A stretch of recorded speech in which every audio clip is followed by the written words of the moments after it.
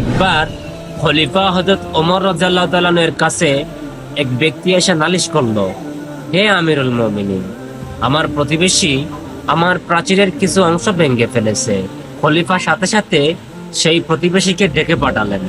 প্রতিবেশী এসে কাঁপতে কাঁপতে বলল, হে আমিরুল মুমিনিন, আমি ভুলবশত এই কাজ করে ফেলেছি, দয়া করে আমাকে ক্ষমা করুন।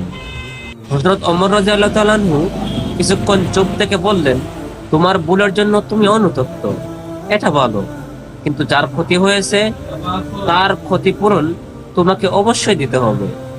ইসলামের শিক্ষা হলো কারো হক নষ্ট করা যাবে না, এমনকি ভুল করেও যদি হয়। তারপর তিনি সেই প্রতিবেশীকে নির্দেশ দিলেন যে দ্রুত সে যেন প্রাচীরটি আগের মতো ঠিক করে দেয় এবং ক্ষতিগ্রস্ত ব্যক্তির কাছে ক্ষমা চেয়ে নেয়। লোকটি সঙ্গে সঙ্গে খলিফার আদেশ পালন করলো। ক্ষতিগ্রস্ত ব্যক্তিও তাকে ক্ষমা করে দিল।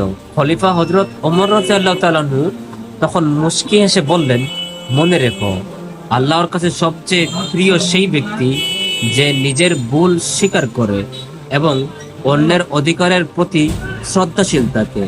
এই গল্পটি আমাদের শেখায় যে ভুল করা স্বাভাবিক, কিন্তু ভুলের জন্য অনুতপ্ত হওয়া এবং অন্যের ক্ষতিপূরণ করা ইসলামের গুরুত্বপূর্ণ শিক্ষা।